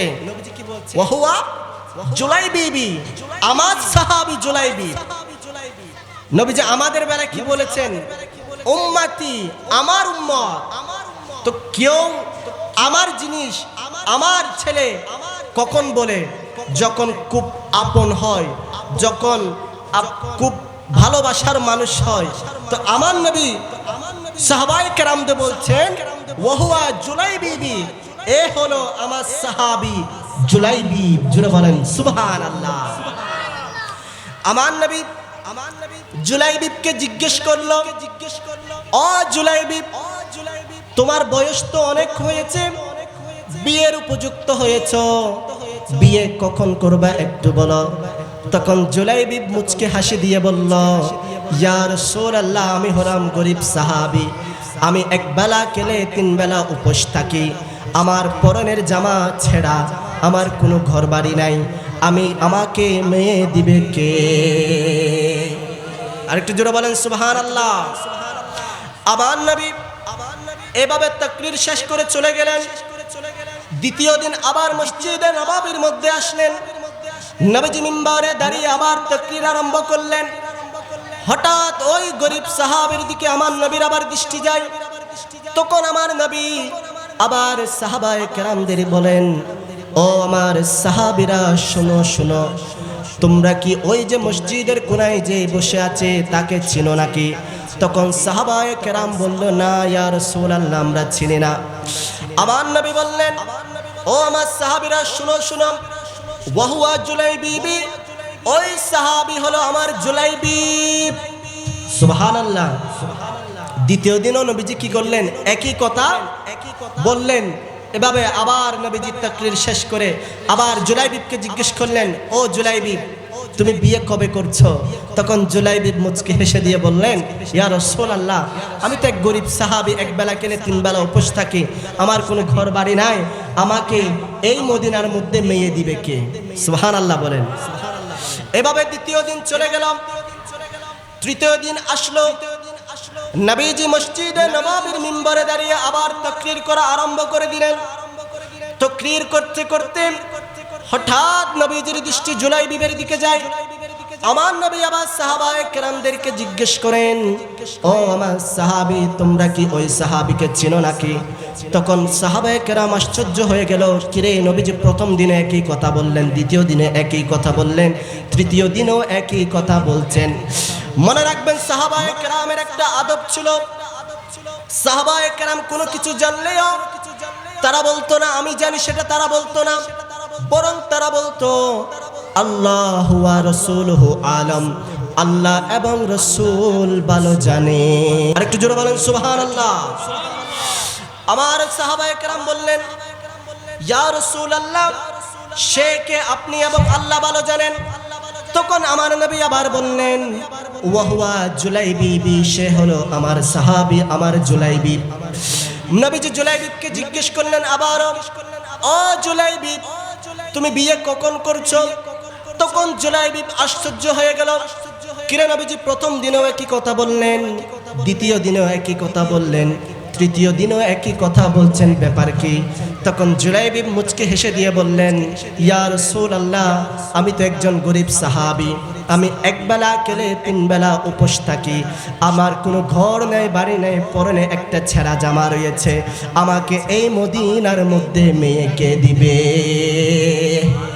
আর একটু জোরে বলেন না সুবহানাল্লাহ। তখন আমার নবী জুলাইবিবকে বলেন, ও জুলাইবিব, শোনো শোনো, তোমারকে এই মদিনার মধ্যে আমার এক আনসারী সাহাবী রয়েছে, ওই আনসারী সাহাবীর মেয়েকে তোমার থেকে বিবাহ করতে হবে। তখন জুলাইবিবকে আমার নবী তার ঘরের ঠিকানা দিল। জুলাইবিব ওই মদিনার আনসারী সাহাবীর ঘরের মধ্যে গিয়ে দরজায় কড়া নাড়তে লাগলো। তখন ওই আনসারী সাহাবী দরজা খুলে জুলাইবিবকে দেখতে পেল। সে তো আর চেনে না এই যে জুলাইবিব, কারণ তার পরনের ছেঁড়া জামার দেখতে পেয়ে ওই আনসারী সাহাবী মনে করলো সে হচ্ছে একজন ভিক্ষুক, একজন ফকির। ওই আনসারী সাহাবী ছিল সম্ভ্রান্ত সাহাবী, অনেক ধন সম্পদওয়ালা সাহাবী। ওই আনসারী সাহাবী জুলাইবিবকে বলে, ও ও জুলাইবি, ও ফকির, তোমায় কি জন্য এসেছে বলো? তোমার কি টাকা লাগবে, নাকি পয়সা লাগবে, নাকি কোনো সাহায্য লাগবে? আমি তোমাকে করব। তখন জুলাইবি বলে, ও আনসারী সাহাবী, আমি কোনো ফকির নয়, আমি কোনো ভিক্ষুক নয়, আমি হচ্ছি রাসূলুল্লাহর একজন গরীব সাহাবী, আমার নাম জুলাইবি। সুবহানাল্লাহ। তখন ওই জুলাইবি বলে, আমি এখানে তোমার জন্য টাকার জন্য আসি নাই, আমি তোমার কাছে কোনো সাহায্য চাওয়ার জন্য আসি নাই, আমি জুলাইবিকে আমার রাসূল তোমার কাছে পাঠিয়েছেন, এই জন্য নবীজি বলেছেন আমাকে তোমার কন্যাকে বিবাহ করতে হবে। সুবহানাল্লাহ। ওই জুলাইবি ওই আনসারী সাহাবীকে এই কথা বলার পরে ওই আনসারী সাহাবী রাগান্বিত হয়ে গেলেন, গরম হয়ে গেলেন। সে জুলাইবিকে বলতে লাগলো, তুমি এই কেমন কথা বলছো? আমি হচ্ছি একজন আনসারী সাহাবী, আমি হচ্ছি একজন ধনী সাহাবী, আমার মেয়ে হচ্ছে একজন সুন্দরী রূপবতী, আমার মতো ধন সম্পদওয়ালা লোক তোমার মতো একজন গরিবকে কিভাবে আমার মেয়ে দিবে? তখন ওই জুলাইবি বলেন, আমি এত কিছু জানি না, আমাকে রাসূল পাঠিয়েছেন। আর এইদিকে জুলাইবি এবং ওই আনসারী সাহাবীর তর্ক পর্দার আড়াল থেকে তার কন্যা শুনতে লাগলো, এবং ওই আনসারী সাহাবীর স্ত্রীও শুনতে লাগলো। তখন ওই আনসারী সাহাবীর স্ত্রী এবং কন্যা দূরে আসলো, এসে বলল, বাবা বাবা কি হয়েছে একটু বলুন। তখন ওই আনসারী সাহাবী বলে, ও আমার কন্যা, শুনো শুনো, এই গরিব সাহাবী কি বলছে দেখো, একে নাকি রাসূলুল্লাহ আমাদের মাঝে পাঠিয়েছেন, সে এসে বলছে আমাকে তোমার সাথে এই গরিব সাহাবীর বিবাহ দেওয়ার জন্য। তখন ওই কন্যা বলে, বাবা তুমি আর দেরি করিও না, যেখানে মদিনার রাসূল বলেছেন আমাকে তার সাথে বিবাহ দেওয়ার জন্য, যদিও তার গরবারি না থাকুক, যদিও সে কালো হোক, যদিও তার গায়ের মধ্যে ছেঁড়া জামা থাকুক, যদিও সে আমাদের মতো ধন সম্পদওয়ালা না হোক, কিন্তু রাসূল যেহেতু বলেছেন তুমি তার সাথে আমাকে বিবাহ দেওয়ার ব্যবস্থা করো। আরেকটু জোরে বলেন সুবহান। দেখুন নবীর কথা কিভাবে মানছে ওই মহিলা। তখন ওই আনসারী সাহাবী জুলাইবিকে নিয়ে, তার কন্যাকে নিয়ে আমার রাসূলের দরবারে চলে গেলেন, গিয়ে বলছে, ইয়া রাসূলুল্লাহ, আপনি তো বলেছেন এই জুলাইবির সাথে আমার মেয়েকে বিবাহ দেওয়ার জন্য, সুতরাং আপনার কথায় আমার মেয়ে রাজি হয়েছে, আমি আপনার মাধ্যমে আমার মেয়ের বিবাহর ব্যবস্থা করতে চাই। সুবহানাল্লাহ বলেন। তা আমার নবী আর দেরি করে না, দুইজনের বিবাহর ব্যবস্থা করলো। সঙ্গে সঙ্গে মসজিদে নববীর মধ্যে জুলাইবির সাথে ওই আনসারী সাহাবীর মেয়ের আকদ আমার নবী পড়িয়ে দিয়েছেন। আকদ পড়াইছে কে? আকদ পড়াইছে কে? দুনিয়ার কোনো আলেম, কোনো খতিব পড়ায় নাই, যিনি ইমামুল আম্বিয়া সাইয়্যিদুল মুরসালিন নবী রাহমাতুল লিল আলামিন, যার আকদ পড়ায়, যার বিবাহ পড়ায়, ওই বিবাহের মর্যাদা কতটুকু চিন্তা করে দেখুন। অবশেষে জুলাইবিবের বিবাহ হয়ে যায়। জুলাইবি বিবাহ করার পরে জুলাইবি বাসর রাতে স্ত্রীর কামরার মধ্যে যাচ্ছে। তখন ওই আনসারী সাহাবী জুলাইবিবকে বলে, যাও বাবা যাও। মা বলে, যাও বাবা যাও।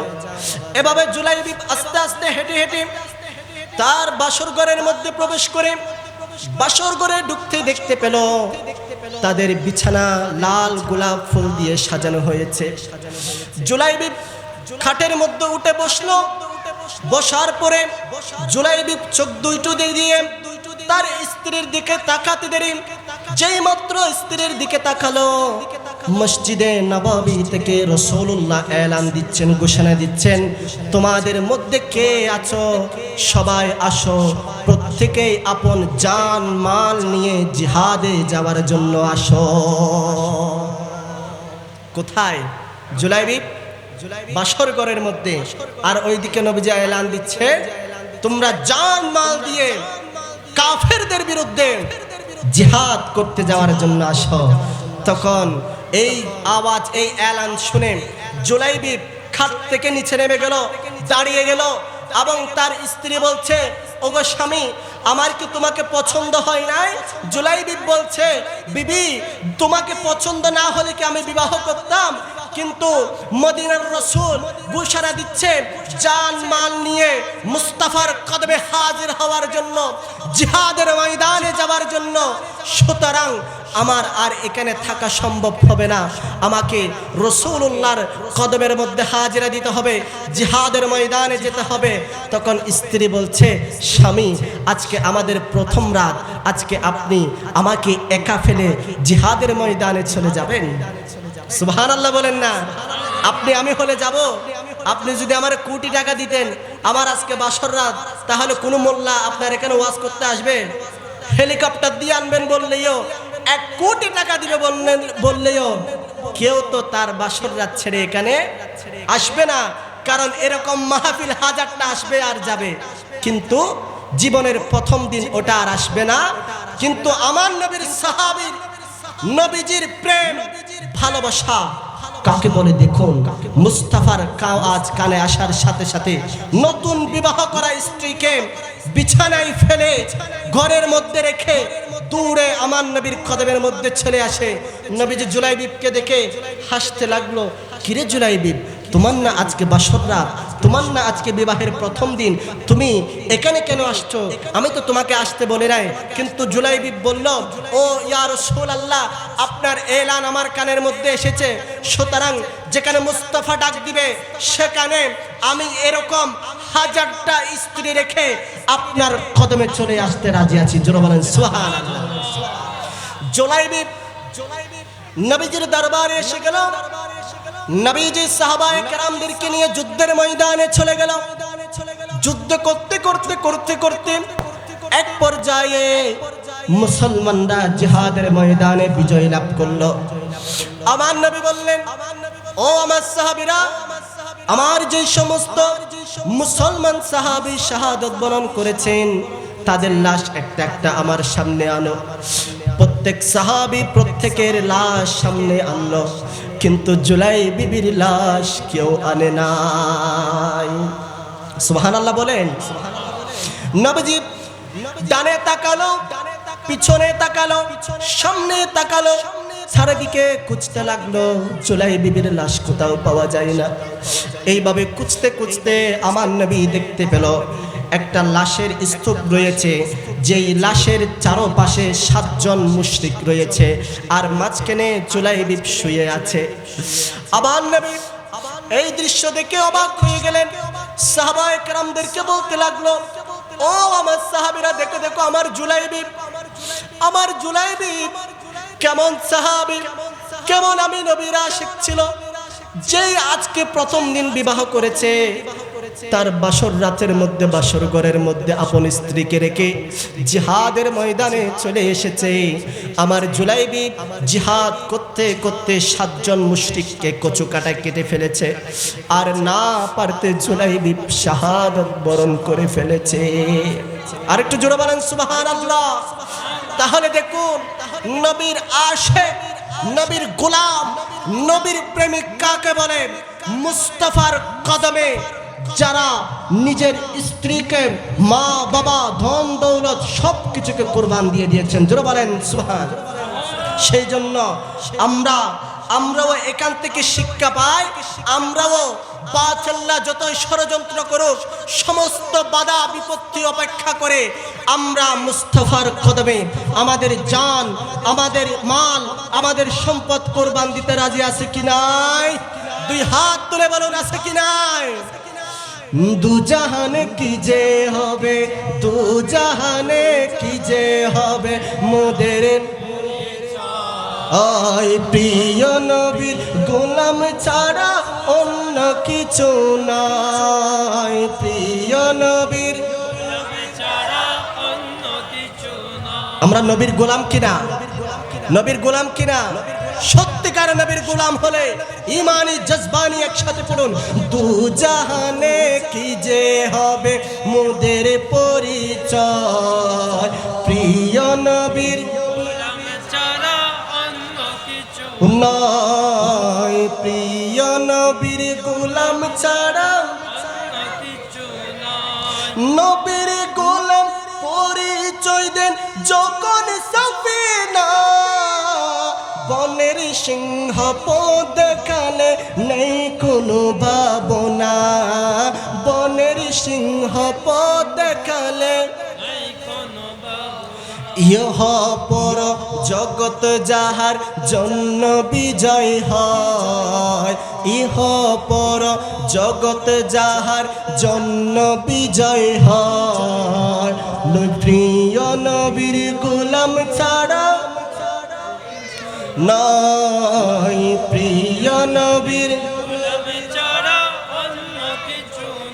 শাহান শাহার চেয়েও দামি হয় সে আদমি যার সম্মানে সব ফেরেশতা সিজদায় রত হয় যার সম্মানে সব ফেরেশতা সিজদায় রত হয় যাহার পরিচয় ইহ পর জগৎ যাহার জন্য বিজয় হয় ইহ পর জগৎ যাহার জন্য বিজয় হয় প্রিয় নবীর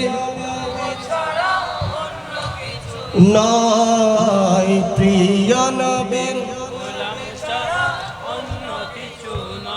দু জাহানে কি যে হবে প্রিয় নবীর গোলাম ছাড়া নয় প্রিয় নবীর আল্লাহুম্মা সাল্লি আলা সাইয়্যিদিনা মুহাম্মাদ ওয়া আলা আলি সাইয়্যিদিনা মাওলানা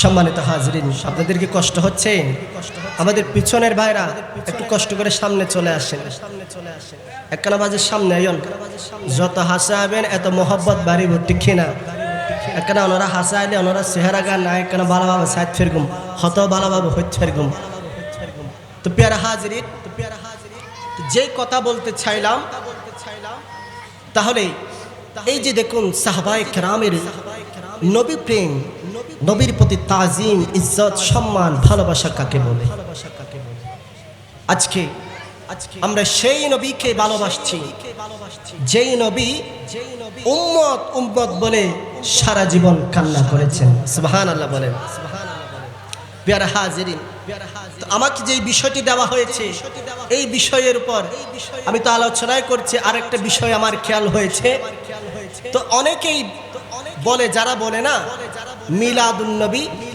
ঈদ মিলাদুন নবী বলা যাবে না বছরে তো ঈদ আছে দুইটা ঈদ কয়টা আছে দুইটা একটা হচ্ছে ঈদুল ফিতর ঈদুল আজহা বলা হচ্ছে সুন্নিরা আবার তৃতীয় ঈদ একটা থেকে বানাইলো বলে কি বলে না তৃতীয় ঈদ বলে না তো তাদের কাছে আমার প্রশ্ন হলো সেটা তো তাদের যুক্তি বলতেছে যে তাদের আকল শয়তানে তো অনেক কিছু বলবে কিন্তু আমরা যদি প্রকৃতপক্ষে কিতাব খুলে দেখি ঈদ শুধু দুইটা নয় রে বাবা জুমার দিনকেও আল্লাহ ঈদ বলেছে বলছে কি বল না ইয়াউমে আরাফা আরাফার দিনকেও ঈদ বলা হয়েছে তো আপনাকে বিষয়গুলো জানতে হবে ঈদ শব্দের অর্থ হলো খুশি ঈদ শব্দের অর্থ কি খুশি তো আমরা যখন কোনো একটা নিয়ামত পাই আমরাও বলি না আজি এই আল্লাহ ঈদুদ্দিন কি উদ্দিন এখন আজ যদি অনর হয় তুই ঈদুদ্দিন হয়ে দে বাজি ঈদুল নামাজ ছড়ে তুই ঈদের দিন হয়ে দে মনে রাখবেন আমরা যে রোজার ঈদ পালন করি ঈদুল ফিতর এটা আল্লাহ এটা হচ্ছে আমল ঈদ আপনি রোজা রাখছেন 30 দিন বা 29 দিন আপনি উপোস থাকছেন আপনি দিনের বেলায় উপোস থেকে রাতের বেলায় ইবাদতের মাধ্যমে কাটিয়েছেন সেই জন্য আল্লাহ আপনাকে দয়া করে একটা ঈদের দিন খুশির দিন ওই যে ইবাদত করেছেন সেগুলোর যাজার দিন দান করেন, সেটা হচ্ছে ঈদুল ফিতর। আরেকটা হচ্ছে যখন কুরবানি দিই, ঈদুল আজহা। এটা হচ্ছে ঈদ খুশির দিন এই জন্য, কারণ সেদিন আপনি আল্লাহর রাস্তায় আপনার পছন্দের বস্তুকে, আপনার তাকওয়াকে, আপনার পছন্দের বস্তুকে আপনি আল্লাহর রাস্তায় কুরবানি দিচ্ছেন, সেই জন্য সেটা আপনার জন্য খুশির দিন। তো তাহলে আমার নবীর একজন গোলাম, যিনি বুখারী শরীফের শরহ লিখছেন ফাতহুল বারী, আল্লামা ইবনে হাজার আসকালানী, তিনি বলছেন, ও দুনিয়ার মুসলমানরা শুনে রাখো, ঈদুল ফিতরের চেয়ে, ঈদুল আজহার চেয়ে, লাইলাতুল কদরের চেয়ে, যেই রাতের মধ্যে, যেই সময়ের মধ্যে, যেই দিনের মধ্যে আমার পেয়ারা নবী রহমতুল্লিল আলামিন দুনিয়ার জমিনে আগমন করেছেন, ওই রাত, ওই দিন সবচেয়ে বড় খুশির দিন, ঈদের দিন। চিৎকার দিয়ে বলেন সুবহানাল্লাহ। এটা কি আবেগের কথা? এটা কি আমি বলছি? এটা আমি মাওলানা সাজ্জাদ হোসেন কাদরি বলছি না, বলছেন কে? আল্লামা ইবনে হাজার আসকালানী, যিনি বুখারী শরীফের শরহ লিখেছেন। তো তিনি আবেগের বশে বলে নাই, তিনি এমনি এমনি বলে নাই, তিনি সেটার দলিল এনেছেন, সেটার যুক্তি দিয়েছেন। হুজুর বলেন না যুক্তি কি দিয়েছেন? তিনি বলছেন, ও দুনিয়ার মুসলমানরা শুনে রাখো, তুমি যে লাইলাতুল কদর পেয়েছো, এটা আমার নবীর ওসিলায় পেয়েছো।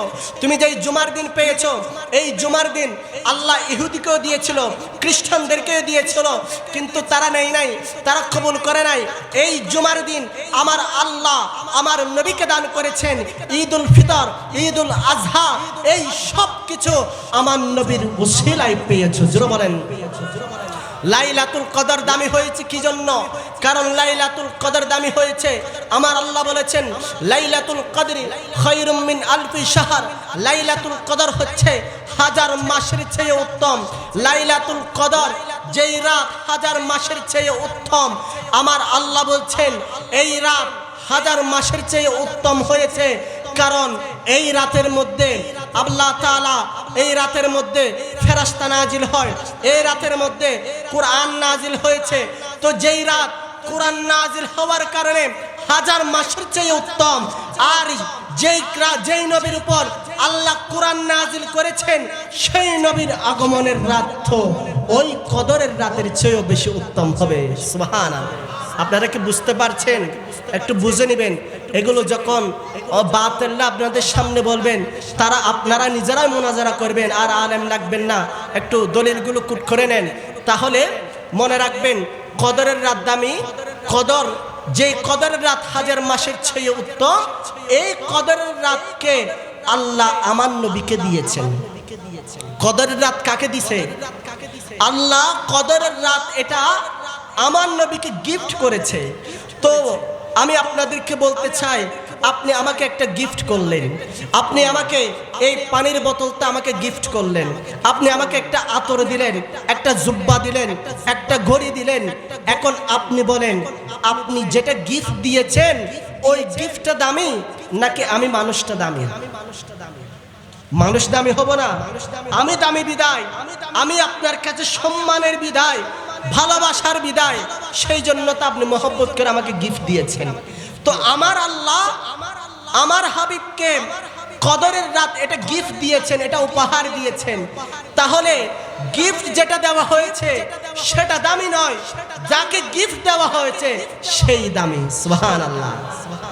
তারপরে তিনি বলছেন কদরের রাত দামি হয়েছে, ফেরেশতা নাজিল হয় সেই জন্য। তো ফেরেশতা নাজিল হওয়ার কারণে যদি একটা রাত দামি হয়ে যায়, যেই রাতের মধ্যে 12 রবিউল আউয়াল সুবহে সাদিক মা আমিনার শাকাম মোবারক থেকে, রহম থেকে রহমাতুল লিল আলামিন নবী আগমন করেছেন, ওই রাত তো কদরের রাতের চেয়েও দামি হবে। কথা বলেন ঠিক কিনা? আরে জোরে বলেন ঠিক কিনা? তাহলে আমরা যে ঈদে মিলাদুন নবী পালন করি, আমরা যে বলি সকল ঈদের সেরা ঈদ ঈদে মিলাদুন নবী, এটা আমরা আবেগের বশে বলি না, এটা আমরা কোরআন হাদিস থেকেই বলি। কথা বলেন ঠিক কিনা? আল্লাহ পাক রব্বুল আলামিন যেই সমস্ত ভাইরা বুঝে না তাদেরকে বোঝার তৌফিক দান করুক। সকলে বলেন আমিন। আমরা তো নবীর আশেক, নবীর গোলাম, এতে কোনো সন্দেহ আছে? তো আপনি যে নবীর গোলাম, আপনি যে আশেক রসুল দাবি করেন, এই আশেক রসুলের পূর্ণতা পাবে কখন? যখন আপনার চলা ফিরায়, ওঠা বসায় আমার নবীর সুন্নাত থাকবে, নবীর আদর্শ থাকবে, আমার নবীর অনুসরণ অনুকরণ থাকবে। কথা বলেন ঠিক কিনা? আপনি আমি নিজেকে আশিক রাসূল দাবি করি, আমরা মিলাদুন নবী করি, জুলুস করি। আপনি যদি নামাজটা না পড়েন, সেই আশিক রাসূলের দাম থাকবে? তখন বাতিলরা বলার সুযোগ পাবে না, বলবে এটা আশিক রাসূল দাবি করে, নামাজ দোয়ার হলো হুদ্দি হাদ্দি নেই। সেই জন্য বলবো, আপনি আশিক রাসূল হিসেবে তখনই দামি হবেন যখন আপনার কাছে আমার নবীর মুহাব্বত থাকবে, আবার সাথে সাথে আমলও থাকবে। কথা বলেন ঠিক কিনা? আবার ঈমান এবং আমল যখন দুটা মিলে যাবে, যখন দুটা পরিপূর্ণ হয়ে যাবে, তখন আপনি সত্যিকারে আমার নবীর আশিক হবেন। কথা বলেন ঠিক কিনা? সেই জন্য আমার নবীর একজন পয়গম্বর হযরতে সৈয়দনা আইয়ুব আলাইহিস সালাম, তিনি আমাদের উদ্দেশ্যে 8টা উপদেশ দিয়েছেন। কয়টা? একটু জোরে বলেন কয়টা? 8টা উপদেশ দিয়েছেন। এর মধ্যে একটা হলো আইয়ুব আলাইহিস সালাম বলেন, তোমরা নামাজের হেফাজত, নামাজের মধ্যে অন্তরের কলবের হেফাজত করবা। সুবহানাল্লাহ। কি বলেছেন খেয়াল করবেন, নামাজের মধ্যে কলবের হেফাজত করতে বলছে। কারণ আপনি যদি একটু খেয়াল করে দেখেন, আমরা যখন নামাজের মধ্যে দাঁড়াই, দাঁড়িয়ে মুসল্লার মধ্যে দাঁড়িয়ে আল্লাহু আকবার বলে আমরা নিয়ত বাঁধি, নিয়ত বাঁধার সাথে সাথে কলবটা আর নামাজের মধ্যে থাকে না, ঠিক না? কলবেটা ব্যবসার দিকে চলে যায়, কলবেটা দুনিয়াদারির দিকে চলে যায়। কখন কোন কাজ করেছেন, কে আপনার থেকে কয় টাকা পাবে, কার সাথে আপনার দুশ্মনী আছে, কার সাথে কি করতে হবে, এভাবে হাবি জাবি দুনিয়ার যত বেখেয়াল আসে, ওই সবের দিকে কলবটা চলে যায়। কলব নামাজের মধ্যে স্থির থাকে না। তো আইয়ুব আলাইহিস সালাম বলছেন, নামাজের মধ্যে কলবকে আগে হেফাজত করবা। সুবহানাল্লাহ। কারণ কলব যখন স্থির থাকবে, কলব যখন ঠিক থাকবে, আপনার নামাজ তখন সফল হবে। এখন আমরা তো নামাজে দাঁড়াই, রুকু কয়টা করছি সেটা জানা নেই, ইমাম সাহেব কেরাত কি পড়ছে সেটাও খেয়াল নাই, সিজদা একটা দিছে না দুইটা দিছি ভুলে গেছি, রাকাত 4 রাকাত পড়ছি নাকি 3 রাকাত পড়ছি সেটা ভুলে যায়। সেই জন্য নামাজ পড়লে পড়ার মতো পড়তে হবে, নামাজের মধ্যে অন্তরকে কলবকে হেফাজতে রাখতে হবে। কথা বলেন ঠিক না? সেই জন্য সুফিয়ায়ে কেরাম, আউলিয়ায়ে কেরাম আমাদেরকে নামাজের মধ্যে কলবকে স্থির রাখার জন্য নিয়ম শিখিয়ে দিয়েছেন।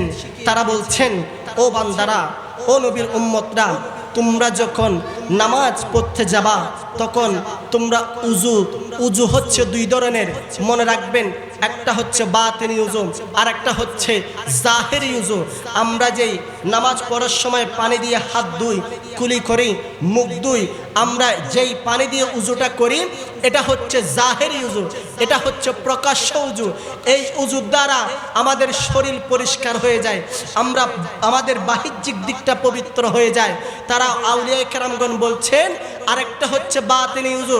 তুমি যখন উজু করবা, সাথে সাথে তওবা করে ফেলবা, আল্লাহ আমি কুলি করছি, এই কুলির পানির সাথে জবান দিয়ে কত গীবত করেছি, কত চুগলখুরি করেছি, কত গালিগালাজ করেছি, কত অশ্লীল কথাবার্তা বলেছি, আল্লাহ জবান দ্বারা যা গুনাহ করেছি সেগুলো মাফ করে দেন।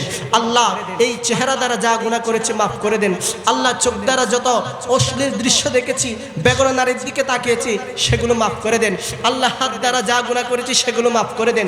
এইভাবে আপনি যখন উজু করার সাথে সাথে ভিতরে ভিতরে তওবা করে ফেলবেন, আপনার জাহেরি এবং বাতিনি উজু যখন মিলে একসাথে হয়ে যাবে, তখন দুটোটা উজু করার পরে আপনি যখন মুসাল্লায় দাঁড়াবেন, দেখবেন আপনার কলব আর নামাজ থেকে বাইরে যাচ্ছে।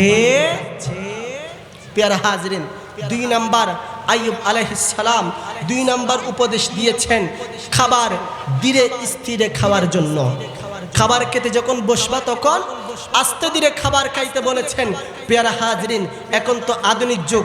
আমার যুব সমাজদের উদ্দেশ্যে বলতে চাই, আমরা এখন এমনভাবে খাবার খাই, আমার নবীর সুন্নাত, আমার নবীর ইটিং সিস্টেম, খাবার পদ্ধতি কী ছিল সেটা আমরা ভুলে গিয়েছি।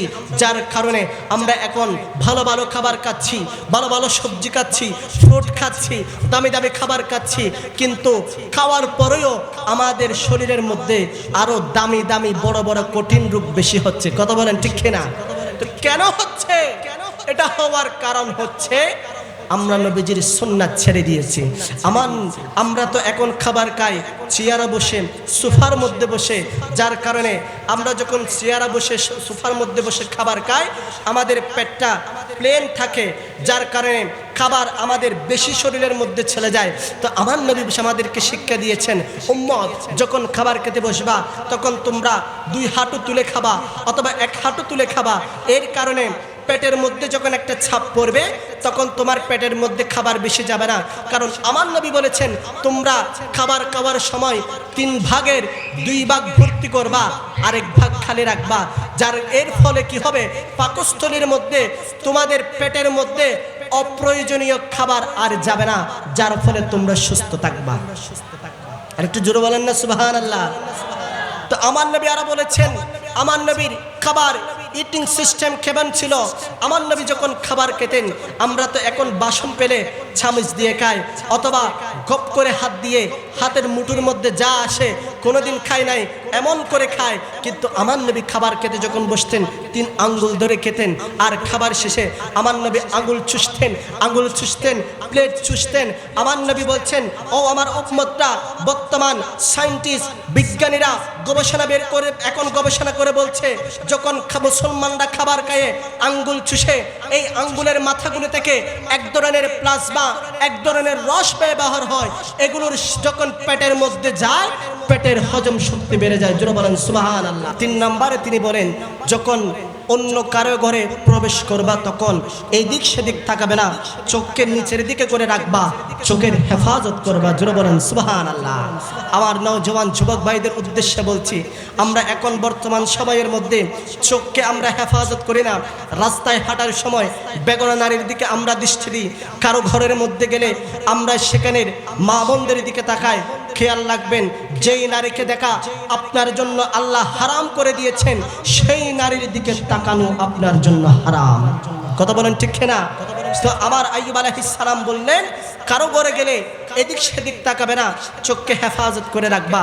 কারণ ওই ঘরের মধ্যে ওই ঘরের বাসিন্দারা, মা বোনেরা হয়তো এক একজন এক এক অবস্থায় থাকতে পারে। 4 নম্বরে বলেন, যখন তোমরা কথা বলার সময় জবানকে, জিহ্বাকে হেফাজত করবা। সুবহানাল্লাহ বলেন। আজকাল আমরা জবানকে হেফাজত করছি না, আমরা অন্য অপর মুসলমান ভাইয়ের গীবত করি, সুগলখুরি করি। আমরা এভাবে অশ্লীল ফাহেসা কথাবার্তা বলে জবানকে নাপাক করে ফেলছি। তো জবান যদি নাপাক হয়ে যায়, এই জবান দিয়ে আল্লাহর জিকির করলে, নবীর দরুদ পড়লে, এই জবান দিয়ে কোরআন তেলাওয়াত করলে সেই ইবাদতের মধ্যে আর স্বাদ পাওয়া যাবে না। সেই জন্য জবানকে হেফাজত করতে হবে। 5 নম্বরে আইয়ুব আলাইহিস সালাম বললেন, যখন আপনি পেরেশানির মধ্যে থাকবেন, চিন্তার মধ্যে থাকবেন, তখন আপনি একা বসে থাকবেন, তখন আপনি আল্লাহর বেশি বেশি আল্লাহর জিকির করবেন। জোরে বলেন সুবহানাল্লাহ। যখন আল্লাহর জিকির করবেন তখন আপনার কলবের মধ্যে প্রশান্তি আসবে। আল্লাহর জিকিরের মাধ্যমে আল্লাহ আপনার পেরেশানি দূর করে দিবেন। জোরে বলেন সুবহানাল্লাহ। যাদের হৃদয়ে আছে আল্লাহর ভয়, তারা কবু পথ বলে যায় না। ঠিক না? যাদের হৃদয়ে আছে আল্লাহর ভয়, তারা কবু পথ বলে যায় না। আল্লাহ নবীর প্রেম ছাড়া এ দুনিয়ায় তারা কিছু চায় না।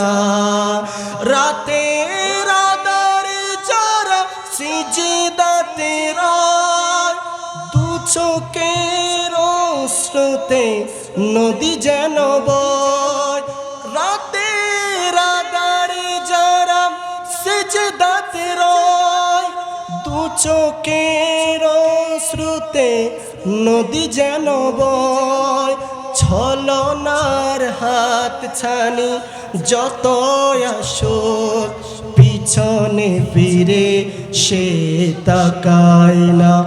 আল্লাহ ও গো আল্লাহ মাফ করে দাও দাও আল্লাহ ও গো আল্লাহ মাফ করে দাও। সালাতুন ইয়া রাসূলুল্লাহ সালামুন ইয়া। প্যারা হাজরিন, তাহলে আইয়ুব আলাইহিস সালাম আমাদেরকে বলছেন কি? আল্লাহর জিকির করার জন্য। এরপরে আইয়ুব আলাইহিস সালাম সর্বশেষ আমাদেরকে যেই উপদেশখানা দেন, তিনি বলছেন সব সময় মৃত্যুকে স্মরণ করার জন্য। কাকে? মৃত্যুকে স্মরণ করার জন্য। কারণ আপনি যত বেশি মৃত্যুকে স্মরণ করবেন তত বেশি আপনার অন্তরে আল্লাহর ভয় পয়দা হবে। তখন আপনার অন্তর, আপনার কলব আর গুনাহের দিকে যাবে না। আপনার কলব আর দুনিয়াদারের আজে বাজে চিন্তার দিকে যাবে না। কারণ বাবারা আমার, কবর সেটা কেমন জিনিস জানেন? এই কবর আমাদেরকে প্রত্যেক দিন 7 বার করে ডাক দিয়ে বলে, আনা বাইতুদ্দুর, আনা বাইতুদ্দুর, আমি হচ্ছে পোকামাকড়ের ঘর, আনা বাইতুত তুরাব, আমি হচ্ছে মাটির ঘর। এভাবে কবর আমাদেরকে ডাকতে থাকে। ও যুবক ভাইয়েরা, ও নওজওয়ান ভাইয়েরা, অন্তরের কান লাগিয়ে শুনুন। আজকে যৌবনকাল আছে, আজকে এই যৌবনকালকে আপনি মূল্যায়ন করছেন না। এই যৌবনকালকে আল্লাহর ইবাদতের মাধ্যমে কাটাচ্ছেন না। আবার নবী বলেন, কাল হাসরের মাঠ যখন কায়েম হয়ে যাবে, যখন সূর্য আমাদের মাথার পা একদম কাছাকাছি থাকবে, এই সূর্যের তাপে আমাদের শরীর থেকে ঘাম ঝরতে ঝরতে ঘাম আমাদের শরীরের ডগার, আমাদের গলার ডগা পরিমাণ পর্যন্ত হবে। যেই কিয়ামতের ময়দানে এত ভয়াবহ আযাব হবে, আমার নবী বলছেন ওই কঠিন মুহূর্তে, ওই কঠিন সময়ের মধ্যে ওয়াশাবুন নাশা ফি ইবাদাতিল্লাহ, ওই যুবক যার যৌবনকাল আল্লাহর ইবাদতের মাধ্যমে কাটায়, ওই যুবক কিয়ামতের এই কঠিন মুহূর্তের মধ্যে আল্লাহর আরশের ছায়ার নিচে আশ্রয় লাভ করবে। জোরে বলেন সুবহান। ওয়া কলবুন মুআল্লাকুহু ফিল মাসাজিদ, ওই ব্যক্তির কলব যার সিনা মসজিদের দিকে বারবার ঝুঁকে থাকে, বারবার মসজিদের দিকে যেতে চায়, তারা কাল কিয়ামতের ময়দানে আল্লাহর আরশের নিচে ছায়া লাভ করবে। প্যারা হাজরিন, সেই জন্য বলবো নিজের যৌবন কালকে এটাকে কাজে লাগান, এটাকে আল্লাহর ইবাদতের মধ্যে নিয়োজিত করেন, নবীর গোলামীর মধ্যে রাখেন। দেখবেন আপনার দুনিয়াও সুন্দর হবে, আখিরাতও সুন্দর হবে। কারণ আমার বাবারা, কিয়ামতের ভয়াবহতা, কিয়ামতের অবস্থা এত কঠিন হবে। আমার আল্লাহ বলছেন, ইয়াউমা ইয়াফিরুল মারউ মিন আখিহি ওয়া আবিহি ওয়া উম্মিহি ওয়া সাহিবাতিহি মিন বানিহি। কাল কিয়ামতের ময়দানের ভয়াবহতা অবস্থা এত কঠিন হবে, সেদিন ভাই ভাইকে চিনবে না, সেদিন আপন মায়ের পেটের ভাই ভাইকে চিনবে না, সন্তান বাবাকে চিনবে না, বাবা সন্তানকে চিনবে না। আবার আল্লাহ বলছেন, সেদিন মা মেয়েকে চিনবে না, মেয়ে মাকে চিনবে না, স্ত্রী স্বামীকে চিনবে না, স্বামী স্ত্রীকে চিনবে না। সেদিন এমন অবস্থা হবে, সেদিন কেউ কাউকে চিনবে না। সেদিন সবাই নফসি নফসি করতে থাকবে। সেদিন সমস্ত নবীর উম্মতরা এক জায়গায় থাকবে। সেদিন প্রত্যেকেই এই দিক ওই দিক ছুটে থাকবে। এক দূরে আদম আলাইহিস সালামের কাছে যাবে, তিনি বলবে ইযহাবু ইলা গায়রি। আরেক দূরে ঈসা রূহুল্লাহর কাছে যাব, তিনি বলবে ইযহাবু ইলা গায়রি। আরেক দূরে মুসা কালিমুল্লাহর কাছে যাব, তিনি বলবে ইযহাবু ইলা গায়রি। এইভাবে আমরা ছুটাছুটি করতে থাকতে থাকতে আমরা যখন প্রত্যেক নবীর দ্বারে দ্বারে যাব, সবাই আরেকজনকে দেখাই দিবে, সবাই আরেকজনকে দেখাই দিবে। প্যারা হাজরিন, উম্মতের এই করুণ অবস্থা দেখে আমার প্যারা নবী, কামলিওয়ালা নবী, রহমাতুল লিল আলামিন নবী তার জুলফ মোবারক ধীরে ধীরে আসবেন এবং আল্লাহর দরবারে সিজদায় লুটিয়ে পড়ে উম্মতের জন্য একটা সিজদা দিবে। ওই সিজদার মধ্যে মধ্যে আমার নবী চোখের পানি ছেড়ে দিয়ে রব্বি হাবলি উম্মতি, রব্বি হাবলি উম্মতি, রব্বি হাবলি উম্মতি বলতে থাকবে। আমার আল্লাহ হাবিবের এই আহাজারি রোনাজারি দেখে আমার আল্লাহ তার হাবিবকে ডাক দিয়ে বলবেন, আয় মাহবুব নবী ইরফা রাসাক, আপনার মাথা উত্তোলন করুন, ইশফা আপনি শাফাআত করুন, ফাশাফা আপনার সুপারিশ কবুল করা হবে। জোরে বলেন সুবহানাল্লাহ।